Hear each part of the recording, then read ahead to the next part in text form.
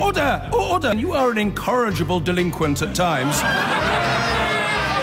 Behave yourself, man!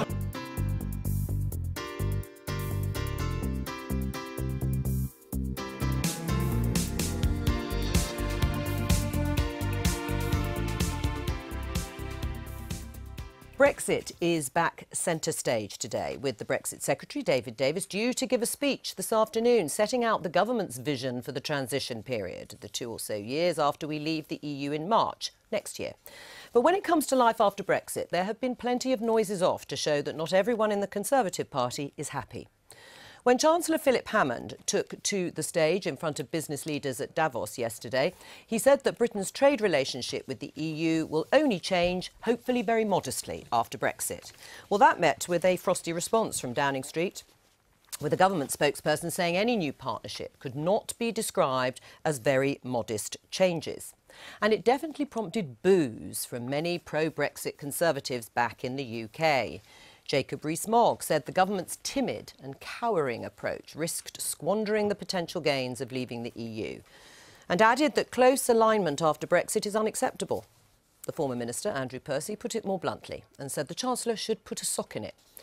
Brexit Secretary David Davis is expected to tell his audience this afternoon that the UK wants to replicate the effects of the customs union during the transition period, but should be able to negotiate trade deals, which would come into force at the end of the period.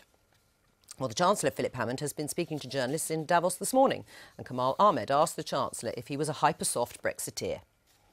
No, not at all. I said yesterday that we will leave the European Union in 2019, and at the same time we will leave the customs union and we'll leave the single market. What I was explaining to my audience is that starting as we do with a very high degree of trade with the EU, a very high level of alignment, we should be able to negotiate a very high degree of market access for the future and a very smooth process at the border, which means that there should be minimal disruption to the trade patterns that the companies I was speaking to already have with the European Union. That will protect British prosperity and protect British jobs. Well, that was Philip Hammond. We're joined now by the Conservative MP and leading Eurosceptic Bernard Jenkin. Welcome to the Daily Politics. I mean, Philip Hammond used a speech in Davos yesterday where he said the UK economy he only wanted it to move very modestly apart from the EU after Brexit. What was wrong with that? Well, the Prime Minister obviously didn't like that phrasing. I think that the speech as a whole reinforced the impression that the Chancellor is trying to pursue a different policy from the Prime Minister. The Prime Minister has been very clear in her speeches, in the Lancaster House speech, in the Conservative manifesto no less, that we're leaving the customs union. We're going to seek to do a comprehensive trade agreement with the EU. We're going to do similar agreements with other countries. This isn't some modest change, it's a very substantial change, and you can't be half in and half out of a customs union. Right, but doesn't the Chancellor, and shouldn't he be able to speak for the government on this issue? Well, I think he should. You know, I speak with some sympathy for the Chancellor. These are very febrile times. Everyone's watching very closely and picking things up. But I think to put into a speech how he agrees and supports the views of Carolyn Fairbairn just after the CBI has campaigned very vociferously for it to stay in the customs union permanently, I mean, you know, was in danger of giving the wrong impression, wasn't it? And I think maybe with practice he'll stop doing it. Right. Well, what should happen, do you think? Should he be sanctioned? Would you like to see a different Chancellor? I think the Prime Minister is a little bit hobbled by the fact that the Cabinet doesn't reflect the same views as the vast majority of the parliamentary party, and it's that arithmetic which also reflects the views of the country. Bear in mind, even David Cameron could only persuade about half the MPs to vote for Remain. Well, most of the MPs are for Leave, Conservative MPs. The Ulster Unionists are for Leave. Every major party in the election stood on a Leave ticket. The British people voted Leave.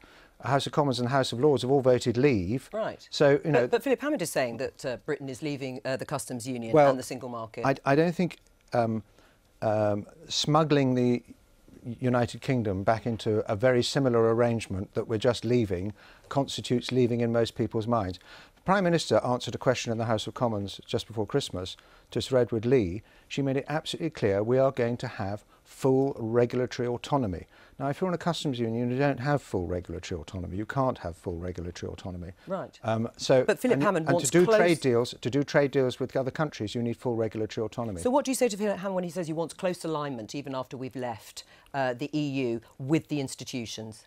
Well, so long as we are in control of what is aligned and what is not aligned, and we're not bound by some permanent UK-EU agreement, like Norway is, for example, or like Switzerland, we want Canada plus plus plus, not some Norway version, which is really a halfway house. I mean, people like Ukraine and Turkey have done customs union agreements with the EU in order to try and get into the EU. We're leaving the EU. Right. We don't want to be in the customs union. You say that the Prime Minister is hobbled by Philip Hammond. What should she do about him? Well, I think she needs to have a frank conversation with him. I think they need to talk frankly about what advice the government is getting from officials, because, I mean, I saw a tweet from a former Foreign Office official. He ridiculed me for saying that, and saying, of course, 90% of Foreign Office officials are in favour of remaining in the EU. I think there is a tremendous inertia in the bureaucracy that is making very heavy weather of Brexit, and a lot of that is reflected in advice to ministers. But maybe Philip Hammond genuinely and sincerely holds the beliefs that he does about the sort of Brexit that he wants. Well, I think that if there are really big ideological divisions between the Chancellor and the Prime Minister, that is usually not very good news for the stability of a government, and the Prime Minister will need to address that one way or the other, and I will leave that thought there with you. Right. I mean, the only way to address it, of course, is to push him out of the cabinet. Well, it has to be. If there are serious ideological differences between the Prime Minister and the Chancellor, that is a very serious thing for the stability of any government. Right. And Andrew Percy, one of your colleagues, said that Philip Hammond should put a sock in it. Is that what you would also like to see the Chancellor do? I think the Chancellor should support the Prime Minister's policy and make clear that he is supporting the Prime Minister's policy, and not try and play blow football with the policy and to try and make it into something that it isn't. Right, except we've just heard actually from the number 10 spokesperson that the Prime Minister has full confidence in the Chancellor, Philip Hammond. Do you? Well, it's always a bit dangerous when the Prime Minister having to express confidence in her Prime Minister. It suggests... In her Chancellor. In the Chancellor. I seem to remember Margaret Thatcher doing the same thing with Nigel Lawson. And how long did that last? Not very long. Has Theresa May got a grip on her cabinet? Bearing in mind Philip Hammond isn't the only person speaking out, perhaps beyond his brief. Boris Johnson did the same. To some extent, cabinets are always a coalition, and they have to be. You have to balance the different views in the cabinet, and the Prime Minister is only primus inter pares. She only chairs the meetings. The cabinet ministers run their departments. I think what is the problem here is the Prime Minister has set out a very clear policy. The Cabinet doesn't really reflect the views of the parliamentary party that she has set out. What is the clear policy? Because beyond the speeches where she said that the UK is leaving the single market and the customs union, which Philip Hammond, the Chancellor, says he agrees with, that is what's going to happen. What is the policy? Well, I think there's some confusion crept in about whether there is some distinction between the customs union and a customs union. Is that a red line for you about the UK joining a customs union? Well, if we joined a customs union, that would be completely contrary to what the Prime Minister has been consistently saying from the beginning, and I don't expect her to change that policy. Are you happy with the status quo position on the customs union and probably the single market for the period of the transition? Yes, I think most Conservative MPs will tolerate that. It's very far from ideal, but there are some qualifications to put the United Kingdom in the position where we are basically subject to an alien legislative process. There would have to be safeguards, and there would also have to be safeguards to stop the European Court of Justice doing something unexpected that affects our national interests during that period. Right. And finally, it is going to be an implementation period. The Prime Minister has been very clear about that. It can't be an extension of the negotiations. It means that when we sign the deal and agree to the implementation period and to paying all that money, we are actually implementing a trade agreement which has broadly been agreed at the outset. We're not going to carry on negotiating a trade agreement and be held hostage by the European Union all over again after we've paid all that money. That would be ludicrous. You think Philip Hammond should be brought into line. What about Jacob Rees-Mogg? Is it really right that he is able to question David Davis, the Brexit Secretary, in the way that he did, criticising government policy in the Brexit negotiations? Well, Jacob Rees-Mogg is not a member of the government. He's not subject to collective But responsibility. is it helpful in terms of the unity of the party? I think Jacob Rees-Mogg is absolutely entitled to do what he is paid to do on that committee, which is scrutinise government policy. By all means, ask me about Boris Johnson. I don't think Boris Johnson should be briefing out what he says to the cabinet. It's 6 of one and half a dozen of the other. I think most people have got a lot of sympathy for Theresa May. She is doing a very difficult job. She's got a lot of fractious members of her cabinet who are arguing with each other. And I think the parliamentary party as a whole would like her to see her to impose her authority. Let the leopard come bounding out of the cage and show her authority. Well, on that poetic note, Bernard Jenkins, thank you very much. Well, a short while ago, we heard again from Jacob Rees-Mogg. He's the new leader of a group of Eurosceptic Conservative MPs about his reaction to Philip Hammond's comments in Davos. Well, I think this is not a good position for the Chancellor to be undermining the Prime Minister, that it is of the utmost urgency that he should unite his position with that of the Prime Minister and with that of the Conservative Party. I think a little bit of freelancing in Davos is very unhelpful. I fully support the Prime Minister in delivering the Brexit that she has set out in Lancaster House and in the Conservative Party manifesto, that I think will bring huge benefits to the country. Cheaper cost of food, clothing and footwear, helping the poorest in society most. And if she's got confidence in the Chancellor, that's good enough for me.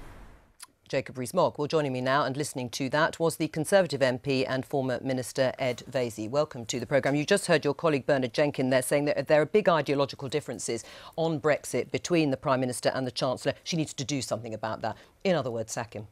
Yes, I heard him say the Chancellor should be sacked for giving a speech that word for word was government policy. I mean, I wonder whether the people who sort of troll me on Twitter and have actually read what the Chancellor said. So I backed the Chancellor, and then I got people saying, oh, Ed Vaizey backs the Chancellor who wants us to stay in the customs union. If you read the speech, he says we're leaving the single market and the customs union. He was giving a speech to business leaders where, quite rightly, he wanted to assure them that there's going to be a smooth Brexit and that hopefully the people who actually create the wealth in this country, who employ people, will have a smooth transition to these new arrangements. Right, but for some reason, people then jump up and down on his head for saying it. Because he also said that there should only be a modest change to the relationship Britain has with the EU, and he echoed the CBI, the Confederation of British Industry, by saying that Britain could be part of a customs union, and that would mean we hadn't left the EU. No, it doesn't mean that at all. What he said was there should be some custom arrangements. He made the perfectly valid point that 60% of our trade goes between Dover and Calais, so one would hope that there are customs arrangements. Again, has anyone actually read what Caroline Fairbairn said? Yes, Bernard was I on have. here, but you have. Bernard hasn't. Bernard said that Caroline had said we should be in a permanent customs union. No, she didn't. She said let's have a customs arrangement as and when until we're ready to do our free trade agreements. What is happening is that people like Philip Hammond and Caroline Fairbairn, and indeed the Prime Minister, are putting forward practical ideas about how we implement Brexit.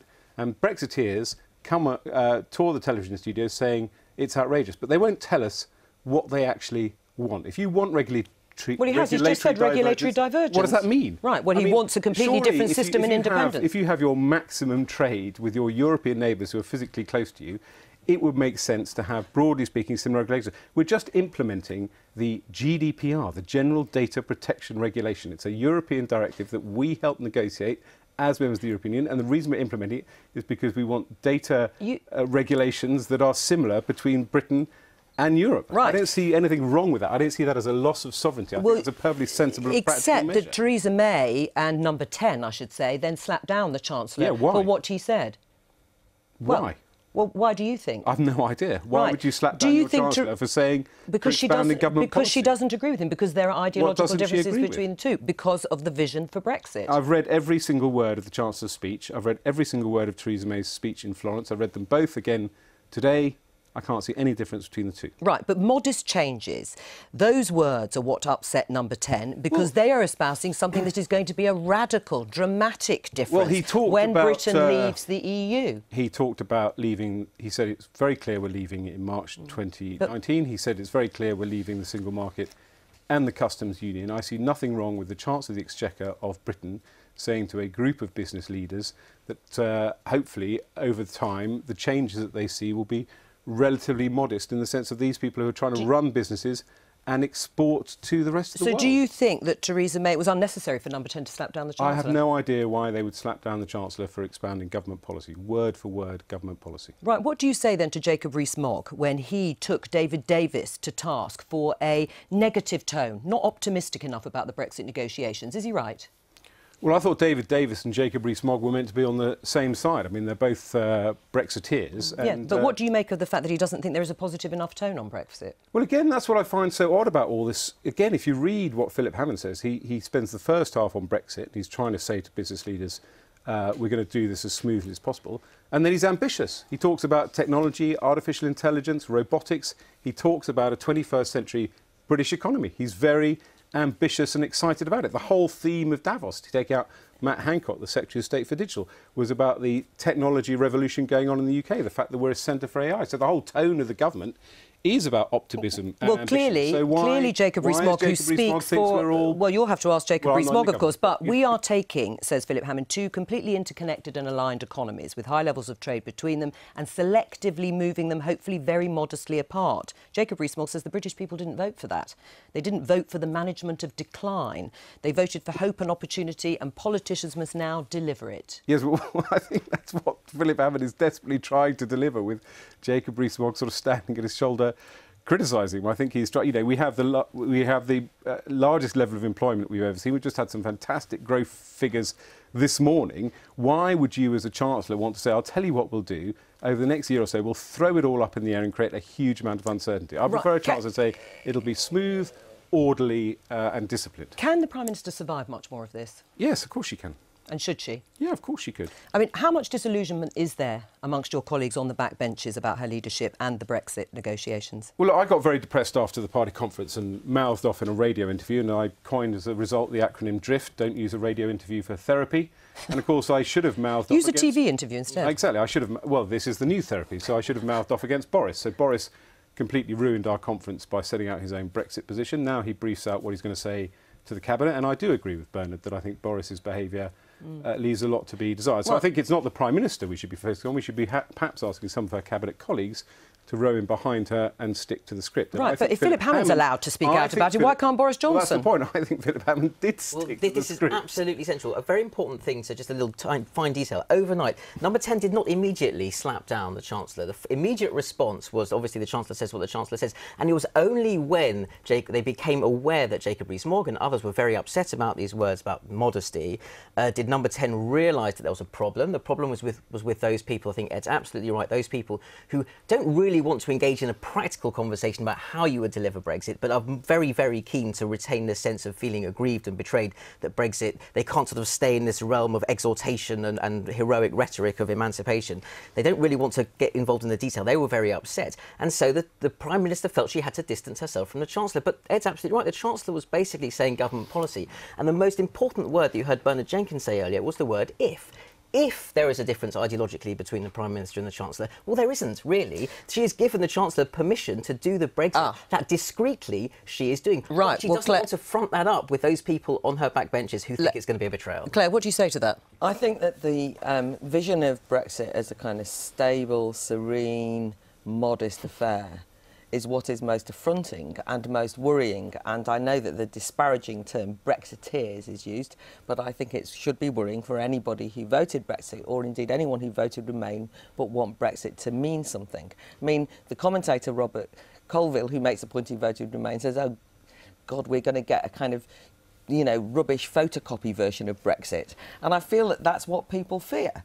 And I think that what the Chancellor said when he's reassuring those business leaders who vociferously and viscerally supported the Remain camp and saying, don't worry, everybody, it's all going to be fine. For those of us who actually want it to be an opportunity for a restart, a kickstart of the British economy, which nobody should be complacent about. I mean, I'm sorry, but taking Matt Hancock out and talking about AI is not what is needed. We need a hugely a dramatic new vision to shake up the problems of British productivity and of the economy. So when you say, I agree with you on this, when you say that I think that there's a danger that Philip Hammond and Theresa May have the same ideological, I fear the same thing, which is a kind of dull technocratic attitude when it comes to implementing Brexit because they have to, because that's what the people said, rather than grasping this as an opportunity for an autonomous go at organising the British economy in a different way. Right, because otherwise the UK is not going to be truly independent in the way that Theresa May implied in both her speeches on this. Well, I mean, I was sort of with Claire sort of halfway through until you get sort of, you know, we even as members of the European Union, we were free to reorganise our economy in however we wanted it. We could have voted in Jeremy Corbyn while we were members of the European Union and nationalised everything that moved if we wanted to reorganise our economy in that way. I mean, I'm sorry, it's incredibly dull and boring to want to preserve British jobs and to carry the path on that I think was set out by David Cameron and George Osborne of turning this country around. But that's not what the people voted for, is it? 17.4 million. Well, the point is the people we know that is at the heart of this, and what Raphael said was very true, I think, which is that the people voted to leave the European Union. The people didn't because they weren't actually asked to say what they wanted as an alternative. People like Theresa May and Philip Hammond are trying to put forward an alternative, and when they are criticised, they're criticised by people who will not tell us what they actually want. Do you think Philip Hammond's safe, even though, I mean, our Prime Minister said she's got confidence in him? As Bernard Jenkins said, that's always worrying for a Cabinet Minister when it has to be stated. Well, there's nothing you could do about all that, is there? So, I mean, look, I just think Philip Hammond, I cannot understand why he's being criticised for supporting his Prime Minister and the government. Right. Leopards, or the leopard should be let out Yes, of the case of Bernard Jenkins. The leopard is going to be let out of the case. Is that Theresa May? Well, I mean, you know, we are having this debate, which is sort of kicked off by Nicholas Bowles, that, and I think to a certain extent it does echo what Claire said, which is that there is nothing wrong with being bold and setting out radical visions. And I think if the Prime Minister wants to do that, she would have the support of all her colleagues. Some of the people who, like Nick Timothy, have said this. They are clearly 100% supporters of Theresa May. So if they're saying this, they're saying it in a constructive way to say, this is a great country and Brexit does provide opportunities and there is a chance to set out great visions. I happen to be incredibly dull and obsessed by technology, but there are other reshaping of Well, on that great admission that you're dull, Ed Vaizey, come to me for your idea. I will, Claire. Yeah? And come to us for another therapy session anytime, Ed Vaizey, for free. David Davis Thank you, there, Jerry, addressing for that, business leaders kind in introduction. Teesside. Welcome everybody to tropical Teesport. When the Cabinet meets next week and various of my colleagues moan about how cold it was in Davos, I'll suggest they try the North Sea in January. You know, so Teesport, I mean, this is the capital, the export capital of England, really. Teesport handles more than 40 million tonnes of cargo a year, importing and exporting goods that are used in sectors right across the economy. Acts as a gateway to the world for businesses not just in the North East, but also across the UK and Europe. And by the way, Jerry, Rotterdam was the alternative, so you won out over them. So, and as we get on with the job of leaving the European Union, a move backed overwhelmingly by the people of Teesside, there will be new opportunities for ports like this, as you actually outlined in your speech, and for businesses like the ones in this room, to cast their sights beyond Europe to new markets around the whole world. Now, today, I want to talk specifically about the bridge that we plan to build to smooth the path to our new relationship with the European Union after Brexit. A strictly time-limited implementation period which forms a sound basis for the UK's future prosperity, that allows us to grasp the benefits of Brexit by setting in place the fundamental building blocks for the country as we leave, and a bridge that will give more certainty and clarity for ports like this and businesses right across the United Kingdom and Europe. Firstly, let me set the scene. At the end of last year, we made an important breakthrough in the Brexit negotiations. It's a landmark of which we can be proud. giving confidence to more than 4 million citizens across our continent that their rights will be protected, and reassurance to the wide range of businesses and institutions that have a vested interest in our discussions. It also meant that millions of British people, whichever way they voted in the referendum, could be reassured that we're one step closer to securing Europe's open, free-trading exit from the European Union. Securing our parliamentary independence as we leave, and a sensible deal that ensures a smooth exit from the European Union when we leave on the 29th of March 2019. In the coming days and weeks, my officials and I will travel to Brussels to meet with our counterparts and talk about the next phase. We'll launch exploratory talks about the future relationship. But our immediate goal was to reach an agreement on the implementation period. And because our objectives are largely the same, I'm confident that political agreement can be reached at the March European Council. Now, I know there are many people who question why we need an implementation period, some of them very strongly and sincerely. So I want to explain why we need this period on the terms the Prime Minister set out in Florence. Fundamentally, it's in no one's interest, in the United Kingdom or the European Union, to see businesses delay decisions about their future or rush through contingency plans based on guesses about the future deal rather than planning on the basis of knowledge. Without a bridge to the future, that's exactly what they'd have to do. We would see delayed investment, slowing job creation, and a stifling of hard-won economic growth upon which our continent depends. It should come as no surprise, therefore, that similar arguments for this bridge, this implementation period, have been deployed by both sides. Firstly, it will allow the United Kingdom time to build new infrastructure and set up new systems to support our future partnership and allow for as free and frictionless trade as possible. It will ensure our businesses are ready and only have to adjust to one set of changes. Secondly, it will allow European governments to do the same. Ports like Teesport, like Rotterdam, like Antwerp will need time to prepare for our new customs arrangements. As I told business leaders last year, while we're already planning for all scenarios, many European Union governments may not put their plans in place until the deal is struck. Thirdly, and perhaps most importantly, we need to ensure that the move to our future relationship is in keeping with both sides' legal commitments. As the Prime Minister set out in Florence, the European Union is not legally able to conclude an agreement with the United Kingdom as an external partner while we're still a member state. It's only possible for us to sign this agreement when we're outside the European Union. And such an agreement on the future partnership will require the appropriate legal ratification, which would itself take time. This will need to happen during the implementation period. Extending Article 50, staying a member of the European Union for a further few years, would not solve that problem. And it would not solve the problem either of navigating the legal structures of the European Union. In fact, it would create a new uncertainty about whether and when we'd actually leave the Union. So it's only by being outside the European Union, but continuing with the existing structure of rules and regulations, that we can meet the requirements for a smooth, orderly, and successful exit. And Britain's argument is reflected in the European Union stance. So there's much we agree on. We agree the implementation period should be delivered as a part of the withdrawal agreement to be adopted under Article 50. That means it can be adopted quickly and efficiently. That it should see the UK outside the European Union, no longer a member state. And on the need, we also agree on the need for this period to have a strict time limit, guided by how long it will take us to prepare and implement the new processes. And we agree on the need to base this period on the existing structure of rules and regulations, including, crucially, on continued access to each other's markets on current terms. I want to stress, this is not a zero-sum game.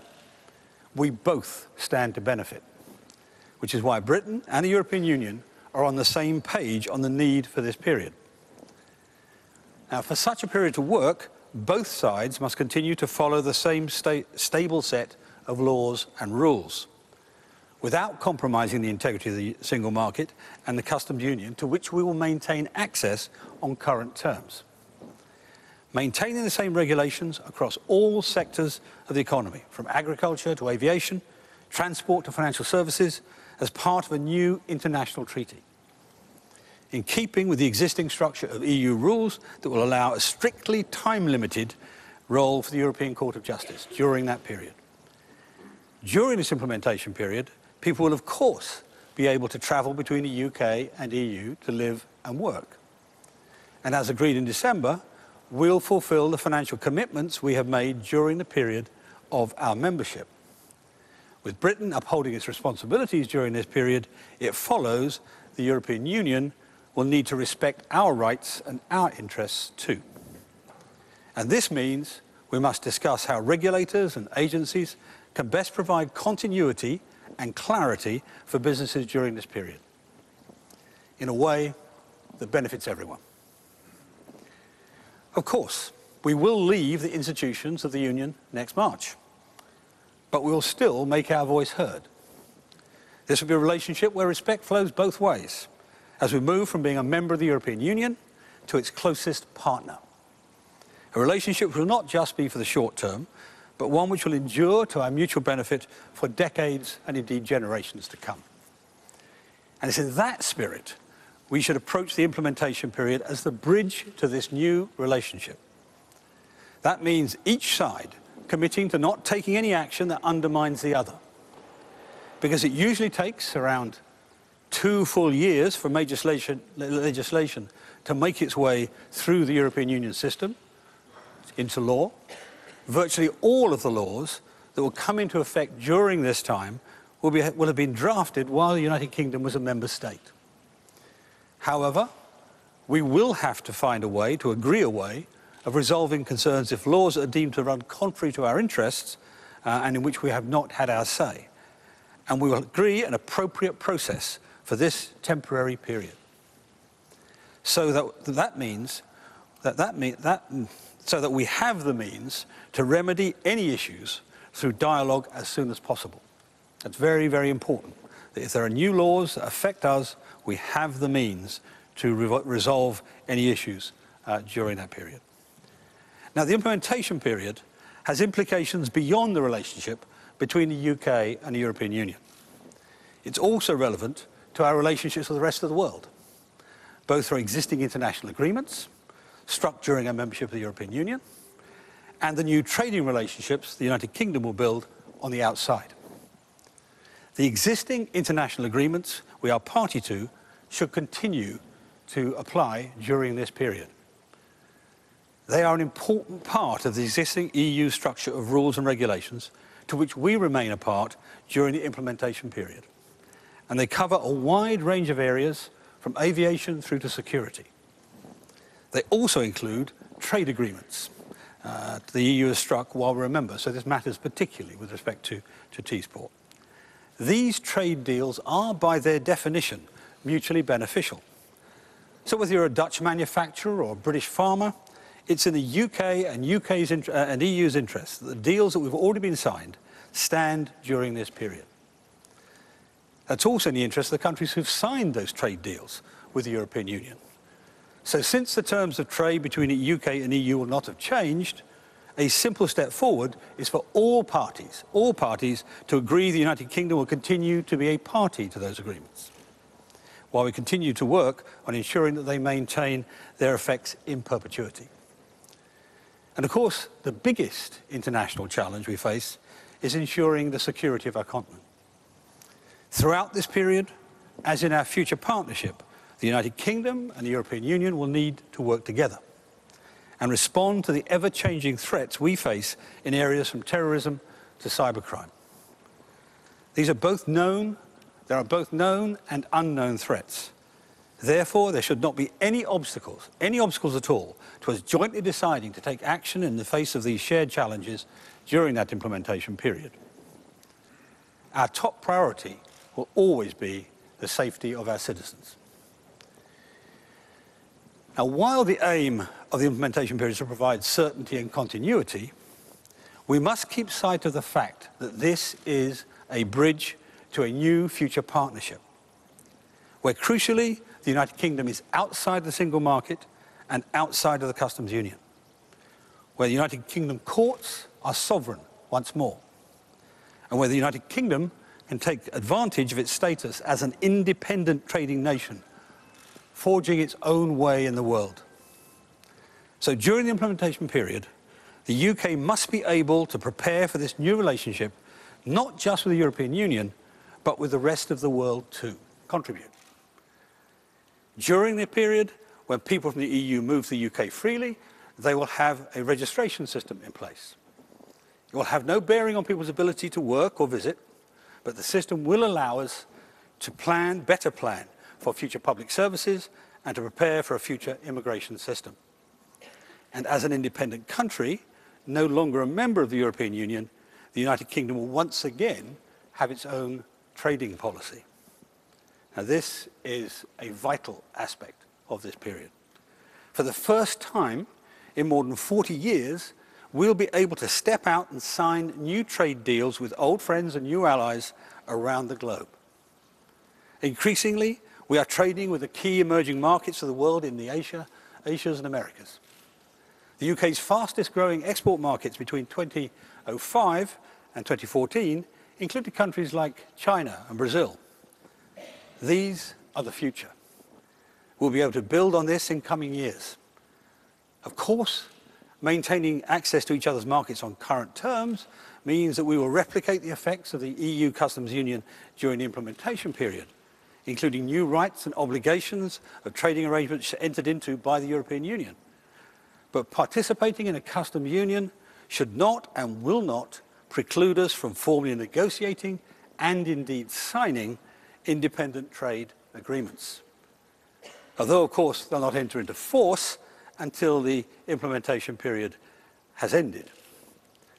Talking to other countries about our future trade will allow businesses like those in this room to take action and make decisions based on the new opportunities that will be open to them. It will also allow us to kickstart a new global race to the top in quality and standards. Because Britain cannot outcompete emerging economies with cheap labour. There's no future in us to be trying to be cheaper than China or other emerging economies which have enormous low wage cost advantages. Instead, we must work with our international partners to drive up quality and standards. And with 90% of future growth expected to happen outside Europe's borders, driven by developments in new technologies and innovations, and industries that haven't even yet been invented, the premium for agility in national policy making has never been higher. Over the coming years and decades, we as a country need to be flexible and nimble to take advantages of the changing landscape of the global economy. We start from an incredibly strong position. A world leader in engineering, life sciences, medicine, media, commerce, law. From our skilled workforce to our world-class universities. Or the simple fact that English is the language of business throughout the entire world. We are well placed to take advantages of these new opportunities. So getting ready for that is all part of our preparation for when the implementation period is over. And Britain and the European Union are enjoying their new partnership. Because we want companies to have more confidence, to take investment decisions, to exchange contracts, to employ workers, to make plans. The value of the implementation period is strongly correlated to the speed at which political agreement is reached. Many decisions which businesses and governments need to take have long lead times, from investing in a new office or a factory to hiring people. Businesses like those represented in this room need to start making these decisions well before they become operational.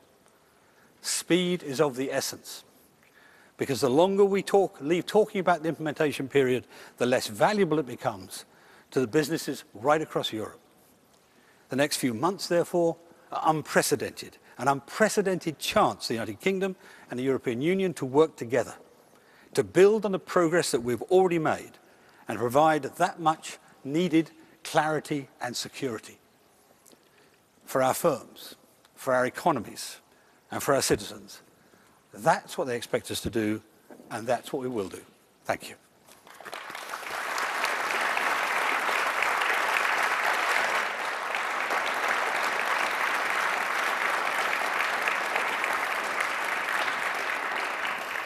Now, I've got time for a few questions, so shall we start over here, Mr. Gibson? Steve Gibson, South Tees Development Corporation. I'm sorry about that it's a little cold, but we have a warm welcome for you, and I hope you've enjoyed that. I think and trust that you'll be aware that our Mayor Ben Ouchen has written to the Chancellor outlining the benefits and opportunity of a free port. Could we ask for your support? Not only will that benefit T-Sport, but all of the United Kingdom, which is outlined in Ben's letter. Thank you. You shouldn't worry about the cold. My mother came from a few miles north of here, and she used to tell me when I was a youngster how she used to go swimming in the winter off the Tyneside beaches. I mean, she must be one tough lady, is all I can say. Free ports, I mean, I've read with interest some of the work already on free ports, and I think Ben's actually got a project underway to provide us with an analysis of how it will work. And even in our conversations today, it's been fascinating to me because people tend to think of free ports as like big entrepôts, but actually it's much more than that. And it's the sort of thing that actually being outside the union would be much easier to do. So I'm looking forward to seeing the project report. And of course, I'm going to look at it with the most open mind possible, as well as the sympathy of another northeasterner. So, Mr. Matthews? Sir. Mike Matthews, Manager Director of NIFCO UK. I'm Manager Director of a company that already competes successfully with companies from India and from China and the rest of the world from a total delivered cost point of view. And Minister, I think there was one word missing from your speech today, and that was skills. And as Jerry put it, this is an area that welcomes industry and is geographically advantaged in terms of manufacturing. But my question to you is, where does skill lie in the plans post-Brexit? If we don't have skills to drive productivity, manufacturing, engineering, we will run out of steam. Yeah. That's an incredibly good question. I mean, one of the concerns that businesses have all had, I think, is exactly that, particularly because so much of the referendum campaign was about immigration and issues of that sort. First thing to say is we are aiming for Brexit to help the economy, not hinder it. We are an incredibly skills-dependent economy, as you said, whether it's in industry or whether it's in the university sector or research generally. And what we will do is we will devise a new migration policy which will recognise that, will ensure that we don't cause handicaps for business. And if we're going to compete in the world at large, the most important competitive asset is brains, is capability, is individual personal capacity. And we'll put that right at the top of our priority list for the new policies. Mr. Forsyth, Alex Forsyth. Yeah, there we are. Well, I'm a Mrs., but thank you. It's a common mistake to make. Hopefully, you knew when I stood up I wasn't a man. Secretary of State, you talk about Britain's open, free trading future outside of EU markets, but only yesterday the Chancellor said there could be very modest changes in EU relations. Was he wrong? And if I may, if the Cabinet can't agree on its position, how can you possibly negotiate with Brussels? Well, first thing to say is what the Chancellor both made clear later as well as in his speech was that we're going to be outside the customs union, we're going to be outside the single market, but at the beginning, when we're out, there will be very, very little initial difference between the standards and regulations that apply in our country and on the continent of Europe, and therefore the transition, the access to the markets will continue with very, very little disruption. That was the point he was driving at. Now, in terms of differences of view, look, I'm in politics, and people debate. and they have different views, and there's a diversity of views on this subject in all parties. That doesn't mean that we don't have or can't have a coherent and forceful view in the interests of the United Kingdom, which we will make work when we talk to opposite numbers on the other side of the Channel and in Ireland. And I'll say this too, there are 27 states who have diversity of views too, and we're going to have to find between us an outcome which is a positive sum game for every single country in Europe, and that's what we will do. This time I'm right, Paul Brand. Yeah. There's only one gender when it comes to Paul, thankfully, for you. You say that you're on the same page as the Chancellor, but you are describing a very different Brexit to the one that he described in Davos. If you're still negotiating between yourselves as a government, how can you convincingly negotiate with the EU on this, the most important part of our Brexit negotiations? There is no difference between the Chancellor and myself, and indeed the Prime Minister, in terms of that we both want a Brexit which serves the British economy and serves the British people. There'll be arguments about the tactics, but they will change. The options available to us will change throughout the course of the negotiations. We see what our European interlocutors want. But throughout it all, you'll be absolutely clear that we want a good Brexit for British business and a good Brexit for the British people, and we'll deliver that on a frictionless access to the single market and a freedom, political and economic freedom for us in the future. Nick Gullen. Hi, Secretary. You've painted a very positive picture today about what Britain will look like after Brexit, but there's still a lot of concerned people in the North East about what will happen to them and their jobs and their families. What guarantees can you give today to the people of Tees Valley of what Brexit will look like for them? Okay, well, the first thing to say is that the implementation period, which I've talked about a great deal in this speech, is designed to ensure that all of the things that allow the Tees Valley to be successful today, for Teesport to be as successful as it is, will continue for the next couple of years. And at the end of that, what we will seek is an outcome which gives them best possible access to the existing market of the European Union, whilst opening up new access and greater access to the rest of the markets of the rest of the world, the fastest growing markets. And that prize is something which will be an enormous prize for Teesport above all else. Thank you very much indeed. Oh, yeah. So, David Davis there, outlining a confident and a confidence in a political agreement could be reached at a European Union Council meeting in March to secure a time-limited implementation period after the country leaves the European Union in March 2019. He says our immediate goal is to reach an agreement on the implementation period. Because our objectives are largely the same, I'm confident the political agreement can be reached at the March European Council. Well, Ian Watson was watching that as well. Was there anything new in all that? There's certainly new emphasis in some areas. Most of it we heard before. A lot of it was set out actually by the Prime Minister in terms of what she wanted in the Florence speech, and then subsequently when the Cabinet and the so-called Brexit Cabinet, that subcommittee, met again in December.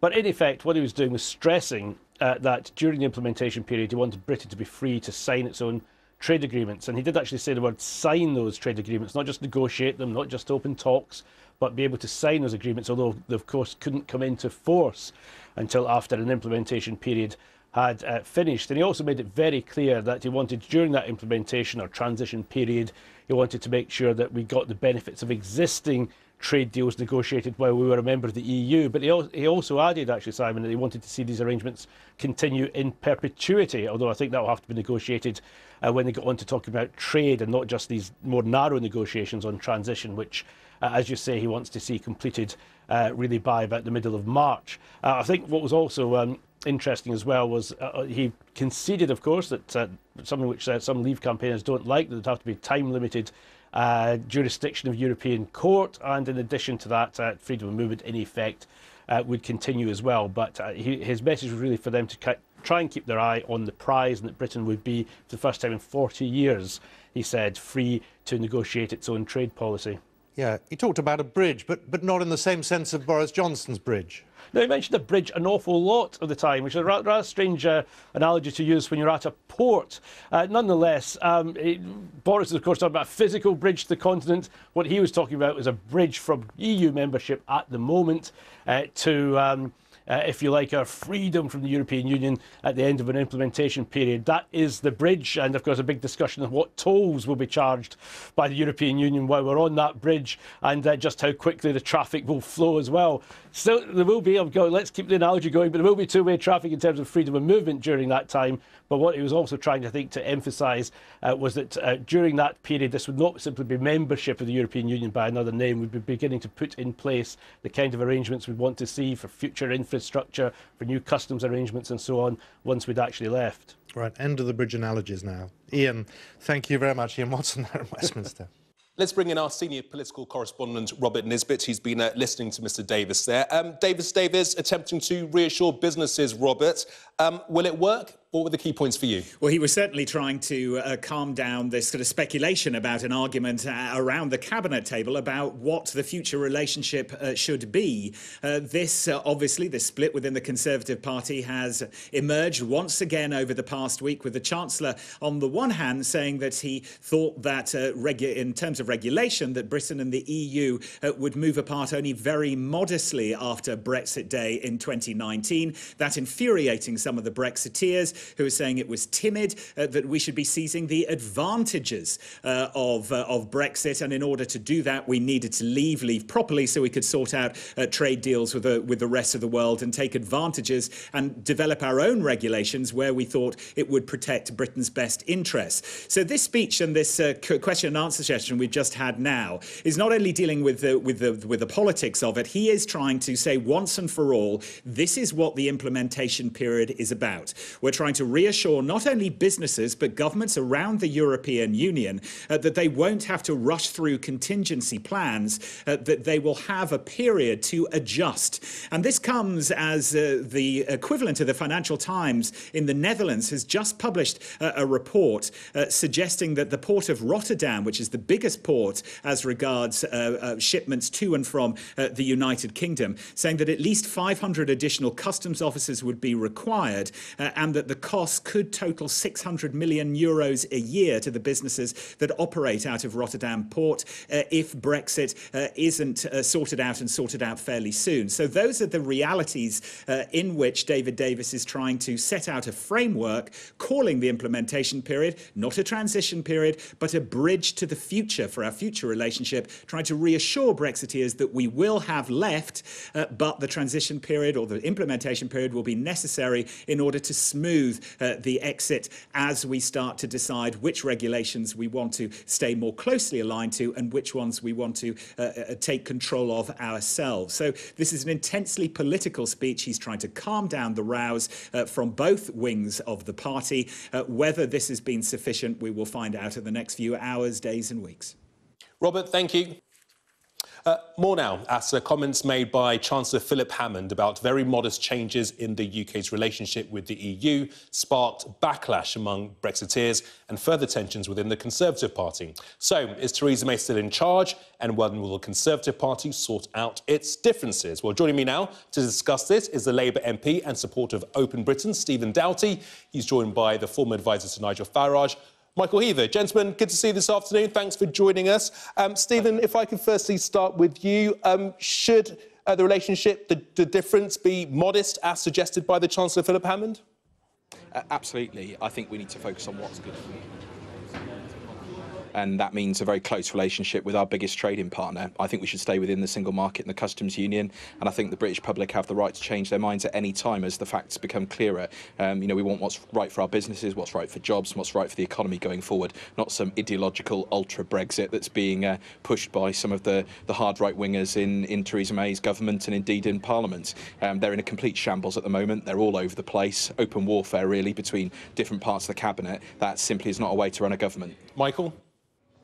Oh, I think it's pretty devastating to have Labour MPs there that want to stay in the single market and the customs union, openly supporting Philip Hammond. I mean, he talks about middle way, he talks about modest changes. This flies in the face of what people voted for. They voted to take control of borders, laws and money. And what have we got on the table? Well, we've got £40 billion Brexit bill, we've got open borders until 2021, and we now hear not only do we have to adhere to all current EU laws, but potentially, well, not potentially, it's happening, new EU laws until at least 2021. This isn't what people voted for. And I think for Philip Hammond to have not been sacked is ridiculous. I think he should be replaced by Jacob Rees-Mogg immediately. And I think Brexiteers are rightly now looking at this and thinking 2021, possibly beyond. By the way, David Davis's speech today, I mean, I have a lot of respect for David Davis. It looked to me like he was reading out someone else's heavily edited speech, and he talked about this implementation bridge. It looks like a road to nowhere. Look, British politics is so unbalanced at the moment. It's Theresa May looking very, very vulnerable. To be talking about no significant changes until the 2020s, I think isn't put it in the laps of the gods. I think people want controls of borders, money and laws in 2019. That's what they voted for. They did not vote to wait 5+ years. They want change now. Stephen?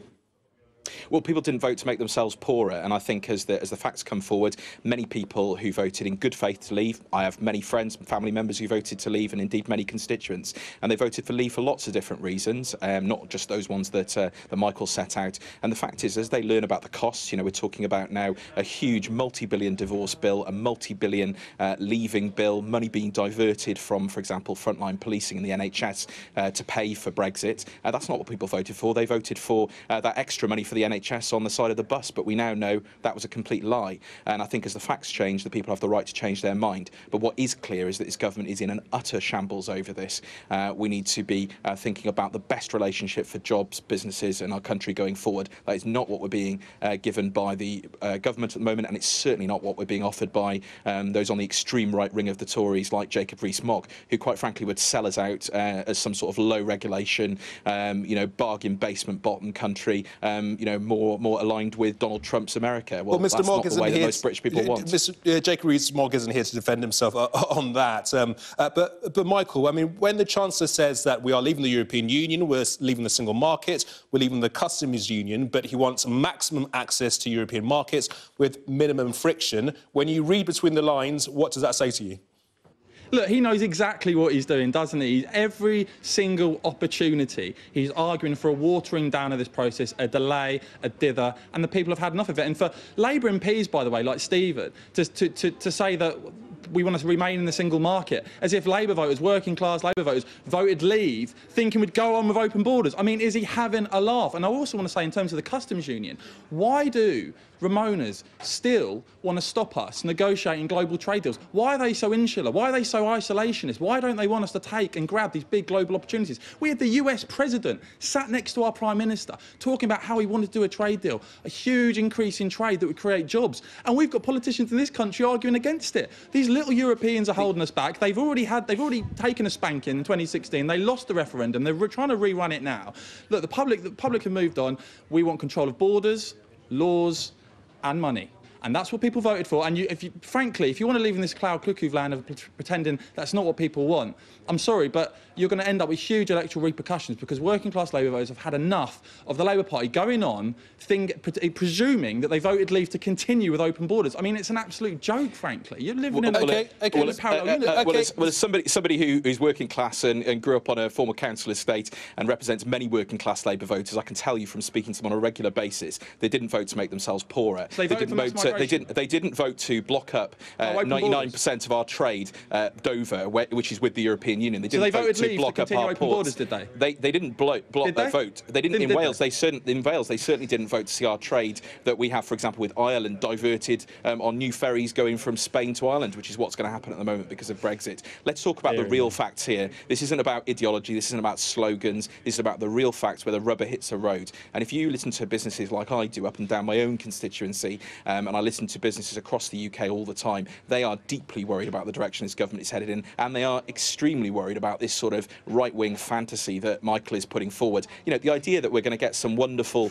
bells and whistles trade deal with Donald Trump. Who believes what that president said? You know, the reality is he says America first, and what that means is chlorinated chicken in our food chains, American health companies taking over parts of our NHS. That's not the sort of country I want to see. It's not the sort of country that my working class Labour voters want to see either. OK, gentlemen. gentlemen, let's agree to disagree on this point.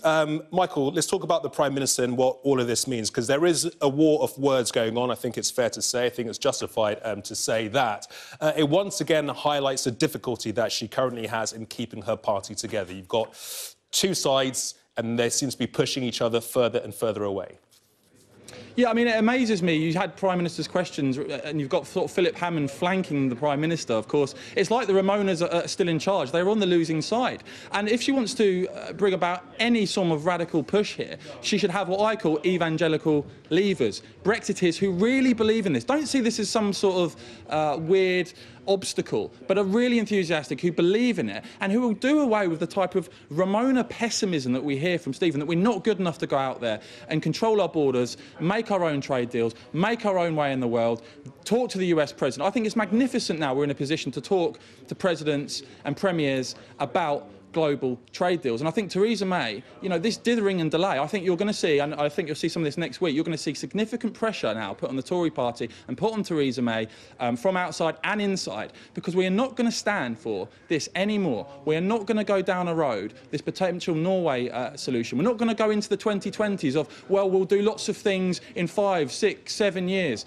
Who knows what will happen? We want to stop money going to Brussels now. We want to start not just signing trade deals, we want to implement trade deals now. We want have to create trade deals jobs. already. We have trade deals already with many parts of the America. world. Let's sign one with America. We have trade with America. In fact, we were trying to negotiate a huge trade deal Why with do the you want the European EU to Union. do it on our We've behalf? got Why a don't trade you believe deal. in Britain? We've got a trade deal Why don't with. you believe in this country? I believe in Britain, and I know that Britain why do you want the EU to do it on our behalf? will do very, very well in the future. We can negotiate our own trade. The reality is.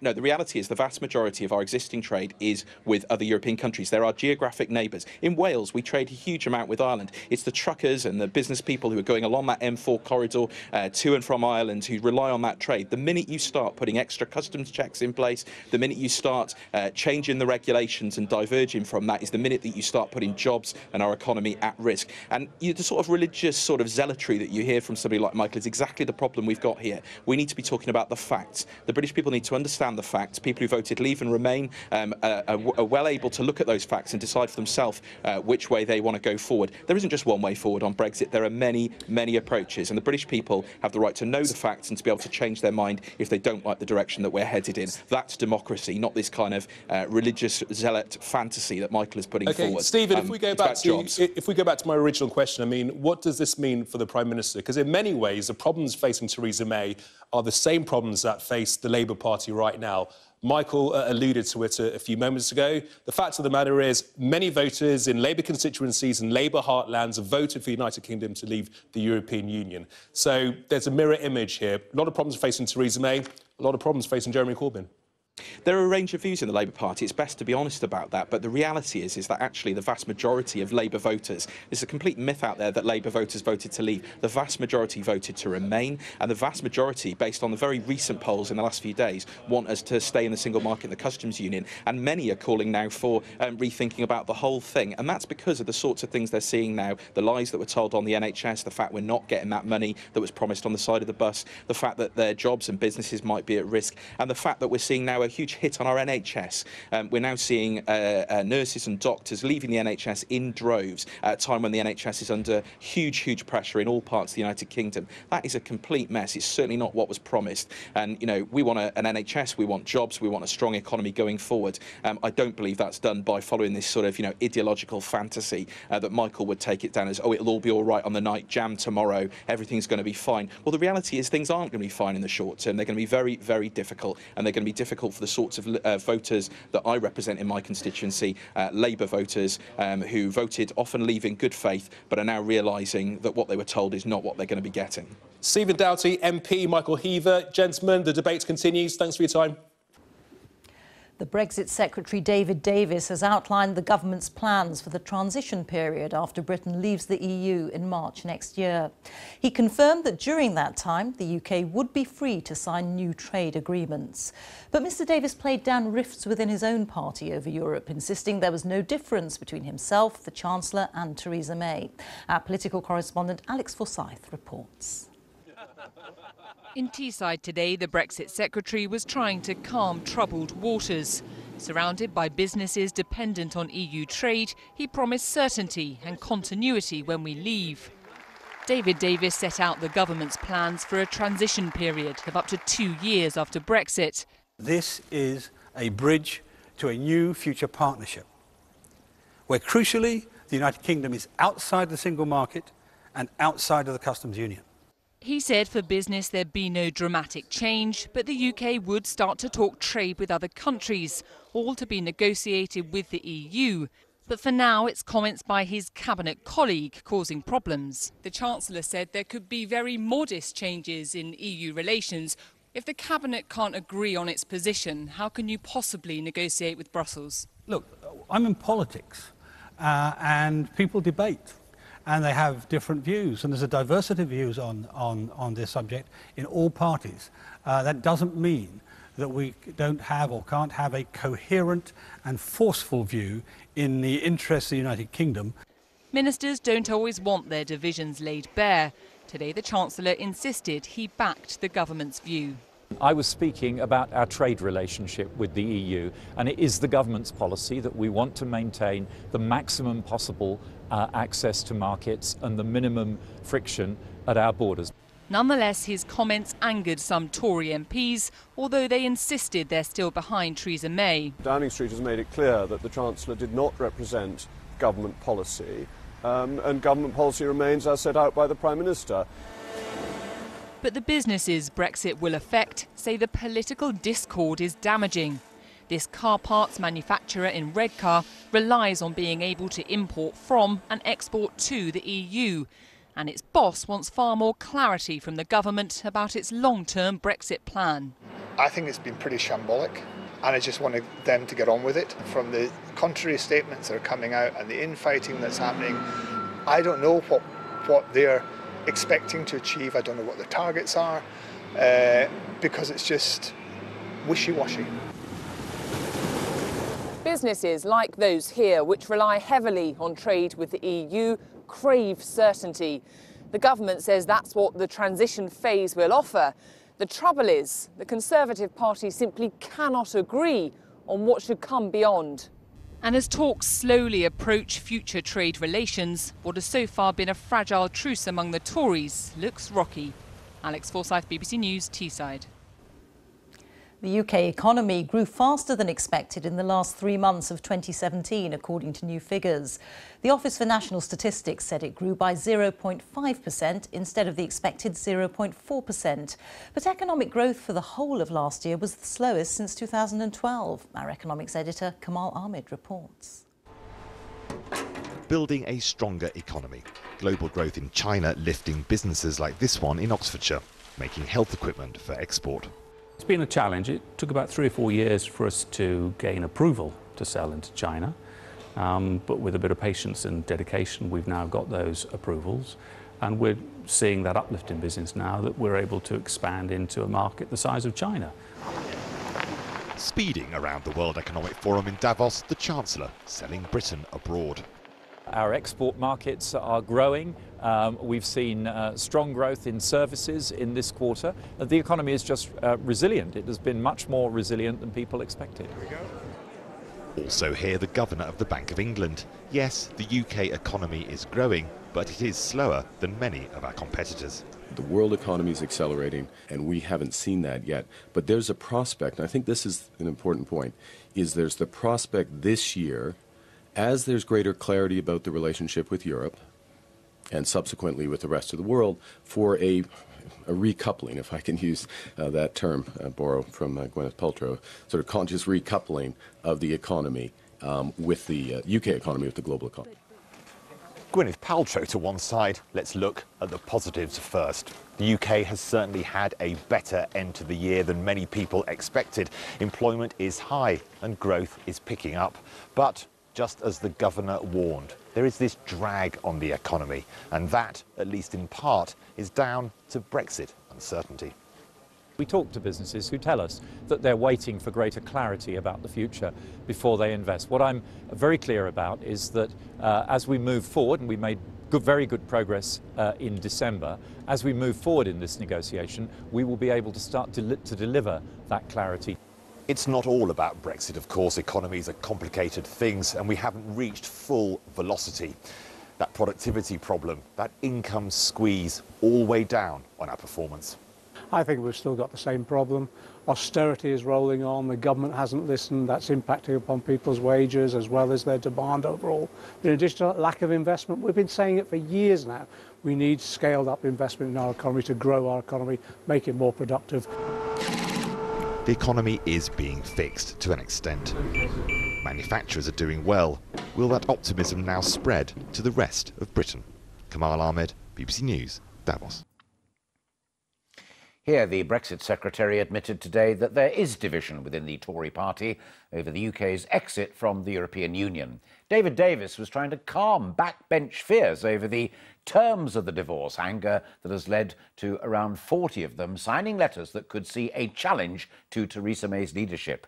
Our political correspondent Paul Brand reports from Middlesbrough. David Davis may be relaxed about our voyage to Brexit, but today's boat trip along the Tees was his attempt to convince others of a smooth crossing. In a region where most people voted to leave the EU, the Brexit Secretary said his vision for a transition period would ease our departure, but not extend our stay. This is a bridge to a new future partnership, where crucially the United Kingdom is outside the single market and outside of the customs union, and where the United Kingdom can take advantage of its status as an independent trading nation, forging its own way in the world. Trade deals could even be signed during our transition, he said, no matter what the view of Brussels. But is that the direction the Chancellor's taking too? Yesterday in Davos, he said life outside the EU would only be modestly different, enraging Brexiteers and destabilising the Prime Minister too. What I was telling my audience of British companies was that we will seek the closest possible access to the European market so that we can go on trading our goods. If you're still negotiating between yourselves as a government, how can you convincingly negotiate with the EU? There is no difference between the Chancellor and myself, and indeed the Prime Minister. There'll be arguments about the tactics, but they will change. The options available to us will change throughout the course of the negotiations. But on Teesside, business was hoping for a spark of clarity, like this firm exporting turbines to Europe. Here you get a clear sense of the scale of what's at stake. As the Prime Minister tries to balance various wings of her party, businesses just want to know that they'll be able to balance their books. They still have no real idea what our terms of trade will be in just 14 months' time. I don't think any infighting is good. You know, as a business ourselves, you know, we have to decide which route we're taking, we vote, and then we get together and we go as one to make sure it happens. So maybe the government could take a leaf out of your book? If they could, that would be a great idea, yeah. David Davis insists the plan is clear. The problem's whether there's more than one. Paul Brand, ITV News, Teesside. And our correspondent Angus Walker, as you can see, joins me live now from Westminster. Just heard Davis there, and also taking you back to what Philip Hammond had to say. Have these interventions calmed Tory nerves tonight, Angus?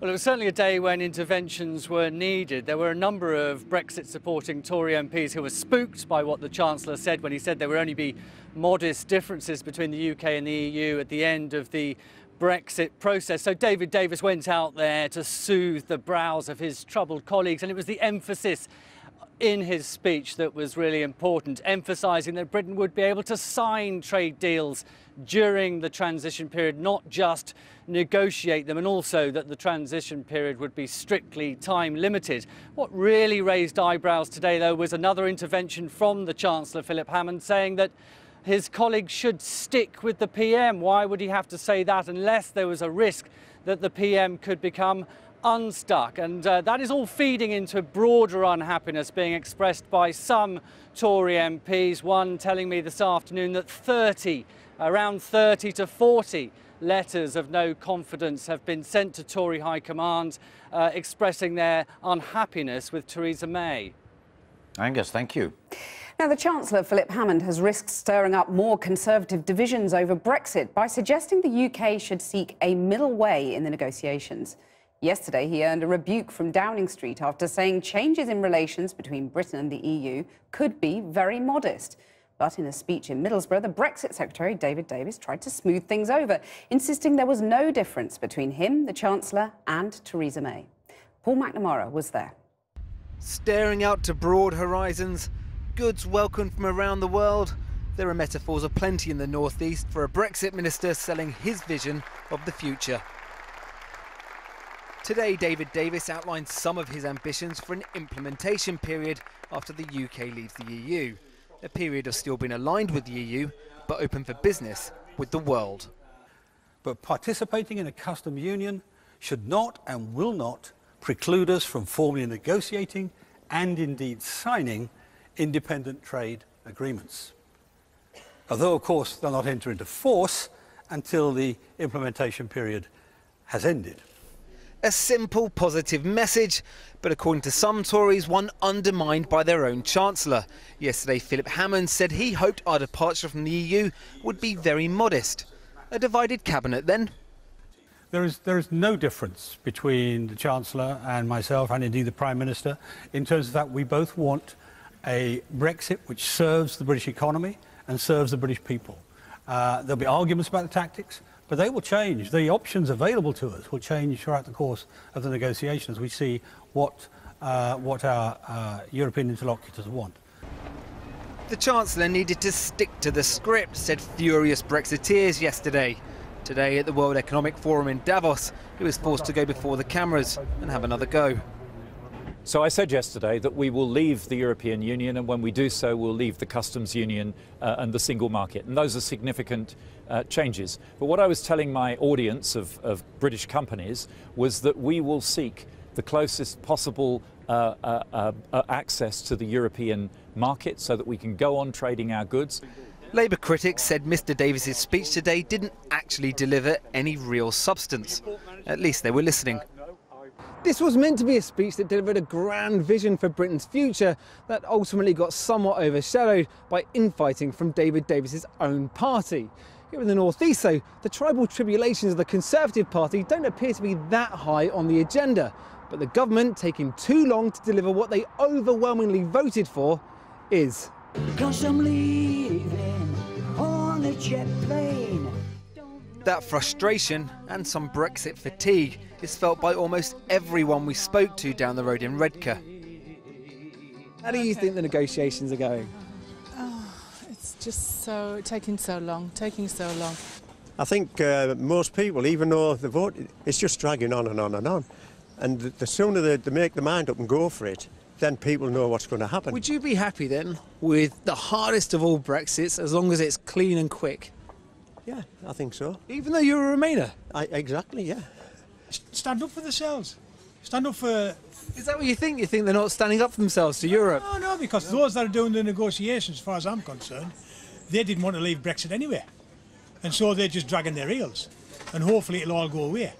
But they just want to get a move on. David Davis's implementation period won't come into play until March 2019 and last until the end of December 2020. That's almost 3 years of more trade talks and cabinet infighting before finally saying farewell to the EU. Well, joining me now from Middlesbrough is the Conservative MP Simon Clarke, who's pro-Brexit, and from Salford, the Labour MP Alison McGovern, who's a leading supporter of the anti-hard Brexit group Open Britain. Simon Clarke first, when you hear the Chancellor talking about a middle way and talking about a very modest change to the UK's relationship with the EU, are you relaxed about that kind of language? I am relaxed, yes. I think the key point, as we heard today, a really good speech from David Davis setting out a clear plan for what needs to happen next. And people in Teesside voted overwhelmingly to leave. We're getting on with the job. A lot of your colleagues, though, are concerned at what they see as ideological divisions now between the Chancellor and Number 10. Do you think there's not a cigarette paper between them? I don't think there is. No, I think it all seems very straightforward to me that there's a clear plan that the government knows what it needs to do. The Chancellor obviously is someone who does probably favour a slightly softer degree of Brexit, but the cabinet consensus is clear. He's sticking to it. I don't believe there's anything really to worry about. Sorry, so you favour a slightly softer Brexit or not? No, I personally am, very clear that I want a Brexit which reflects what my constituents voted for, outside the single market, outside the customs union, and that's what the Chancellor stated yesterday. That's what David Davis reiterated today. When's the Chancellor going to get with the programme then? Sorry? When's the Chancellor going to get with the programme? The Chancellor does get with the programme, and look, there is overwhelmingly an agreement within the Conservative Party that we've got a mandate from the British people to get on with this.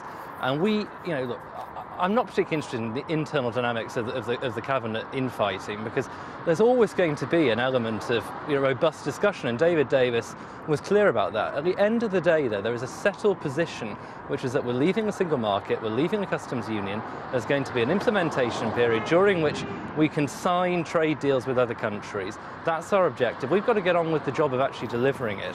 And I see no evidence, nothing to worry about, which goes really beyond, if you like, what is quite reasonably a fierce debate about where our country is going to end up. Alison McGovern, Simon Clarke is very relaxed about the whole thing, it seems. But, I mean, there is a real diversity of views in the Labour Party about what should happen with Brexit, isn't there?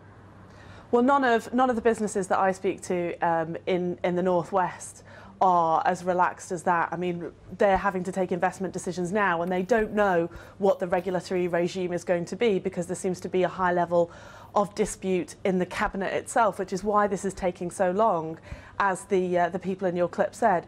In the Labour Party, I think Keir Starmer has been really clear. We want single market membership and customs union membership for the transition. I personally speaking would like us to go one step further and say that we should be member of the single market and the customs union as a permanent state of being.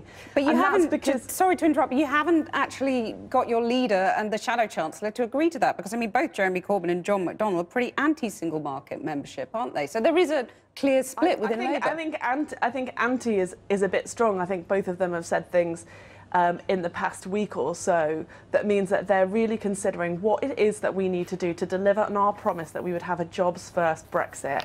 And, I think we're going to have a discussion about that, but I think the truth is that the Labour Party understands the deep damage that this could do to people's lives in Britain if we tear ourselves away from the terms of trade that people are relying on in businesses up and down the country. We're already seeing the impact of this. We've had job losses already because of the impact of this. So actually the problem with what the Conservatives are proposing is that they don't really have a consistent plan even within the cabinet. So that is why we can't get the job done. It's hard with Philip Hammond, the Chancellor, clearly understanding that we need to keep very close to the rules of the single market if we're going to trade.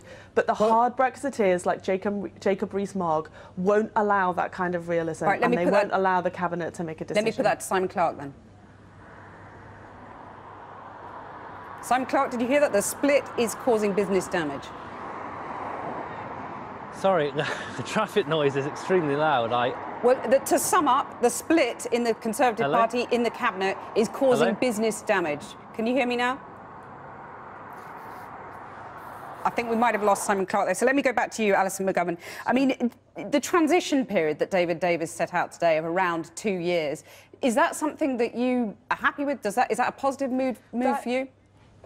It's been obvious that we needed a transition period from the word go. I mean, even before Theresa May called the general election, which took up a load of time, it's been obvious that we needed a transition period. And what's also obvious is that whilst that transition period is ongoing, we will still be in the customs union and the single market, and we'll still be under all the rules and regulations of the ECJ that the hard Brexiteers like Nigel Farage and Boris Johnson don't want. And so the government have been shying away from it, but actually that's the reality of the situation. Right, let me put that, I think we can bring in Simon Clarke on this now. Simon, I don't know whether you heard that, but David Davis, transition period of around 2 years. Is that something you can live with, or do you think, like Jacob Rees-Mogg does, that it'll be a sort of vassal state for the UK during that period?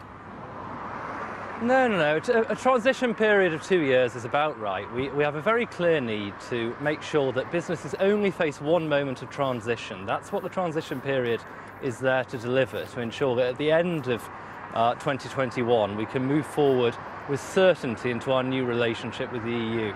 Today's speech was well attended by business people from right across the Tees Valley, many of whom would have backed Remain in the referendum, but they agree that this is the right way to get on with delivering Brexit. And that's my only priority. And you're happy that during that transition period, the UK would be subject to the ECJ, new rules on the single market, we'd be paying into the EU budget?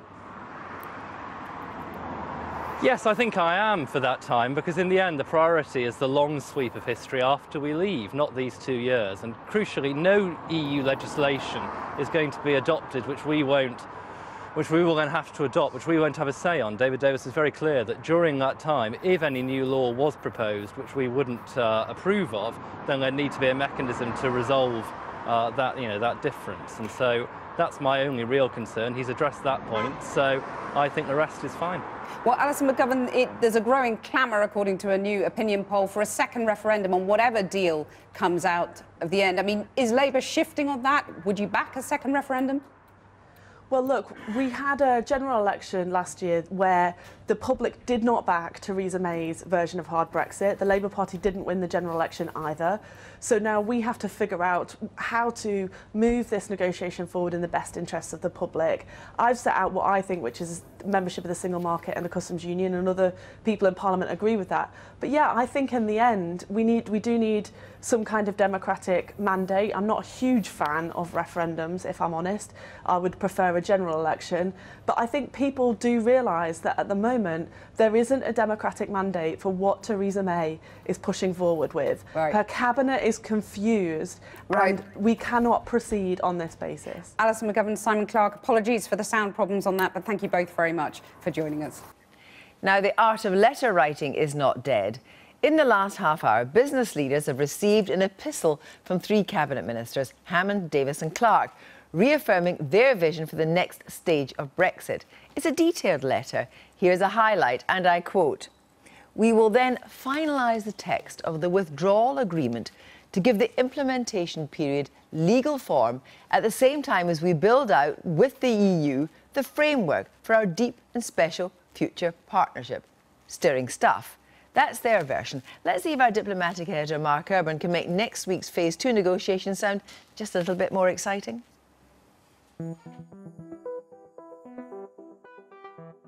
What happens first? Well, the Barnier-Davis talks are in abeyance.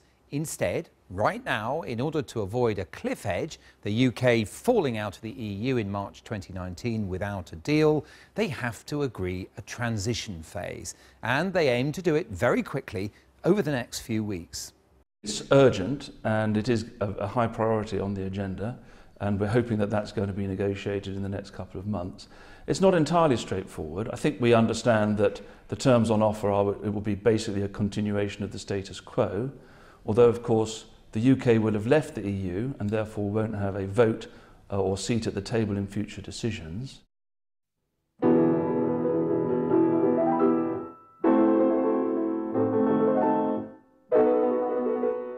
To avoid the fabled cliff edge and secure a transition, Theresa May's Florence speech already conceded many principles. Her Brexiteer MPs may not like it, but the extension of current EU rules, ongoing budget contributions and loss of voting rights were all signalled back in November. Now EU states also seem to be moving, yielding some important ground on the future trading relationship.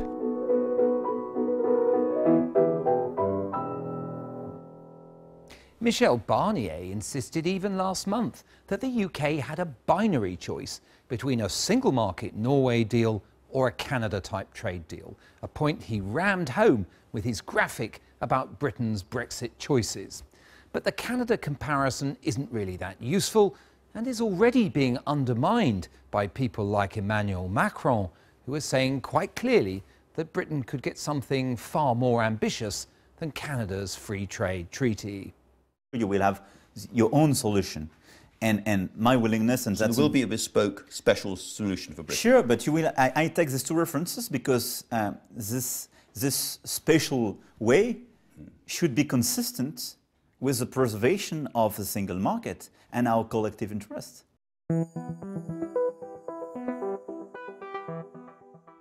But if the EU is ready to concede a sliding scale of access dependent on how closely the UK aligns with its rules, it's also used tough language in its guidelines about a level playing field.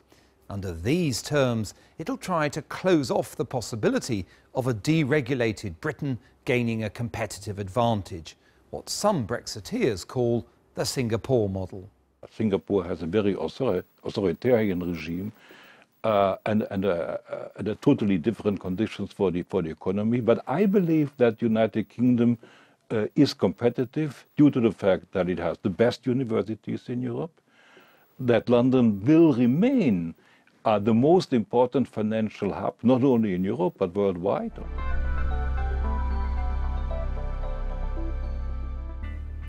The EU 27 showed impressive unity throughout the first phase of negotiations.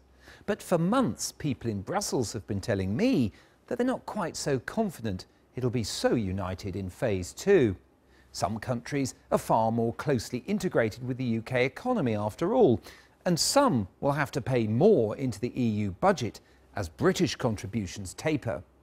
UK diplomats might find gaps they can exploit. They're going to be negotiating a new financial agreement for the future in 2019, and without the British contributions for the future, the net contributors and the net recipient states may have different interests there. And amid the snow-covered slopes of Davos, some European leaders appear to be going off-piste, suggesting full single market access could be available if the UK pays enough. There has to be some price for full access, and to what extent this access is going to be available has to be made dependent on some other contributions, potentially including this financial contribution.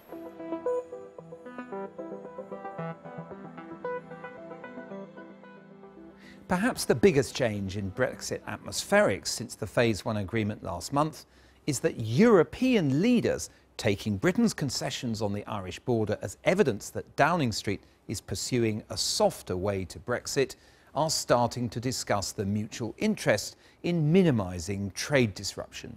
The Dutch, for example, talking about wanting to minimise friction in their trade.